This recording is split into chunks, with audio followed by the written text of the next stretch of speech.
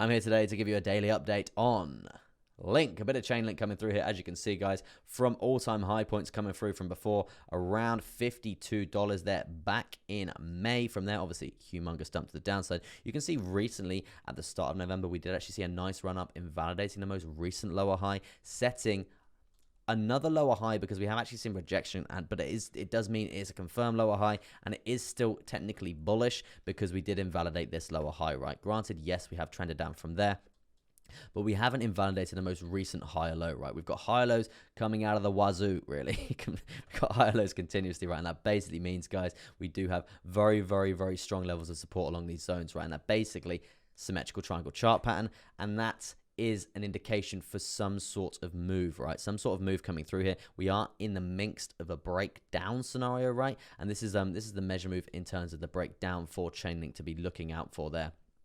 We can actually bang a horizontal bang in there. You can see how correlative that is for these wicks to the downside, how close we are to getting to that, right? Interesting stuff there coming through from that breakout scenario to the downside, right? In terms of percentages for a potential short position here for Link, this is definitely something to be looking out for recently, right? If we are going to see Link actually start trending down like it has been, and we have lost a very major level of support coming through here, it's looking for a potential short position coming through for Link there.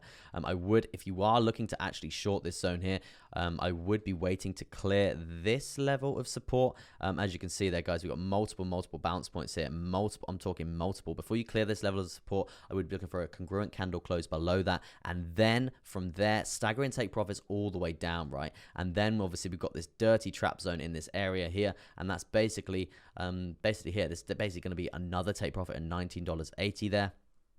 So yeah, a couple of points to be looking out for there for Link. In terms of take profit points, I'm just going to plot a couple of them in here.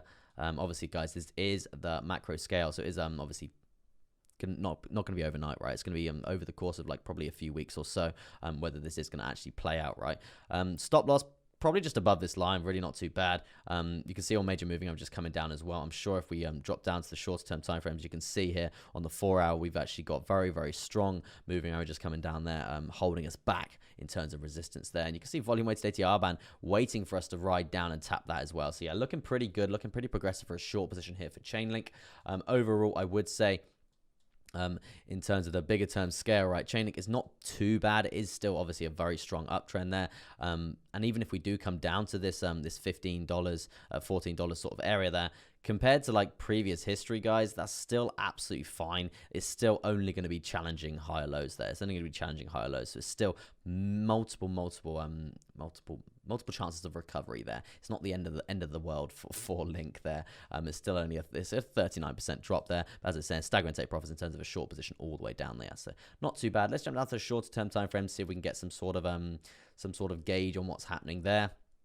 I would say pretty strong level of support coming through in terms of a trend line looking like so. That's probably why we're being held up a little bit here. But also, with that being said, we do have a nice bounce point coming down as well. Obviously, lower high as well. So basically, this means, guys, this is a symmetrical triangle chart pattern because you've got higher lows in a trend line to the upside and also lower highs in a trend line to the downside. And that basically means it's a symmetrical triangle chart pattern, guys. At the bottom of a downtrend, symmetrical triangle chart pattern usually means continuation to the downside, right? Usually means it's a continuation chart pattern to the downside. So it's definitely something to be looking out for. Congruent breakout from that scenario is going to be around that sort of zone there.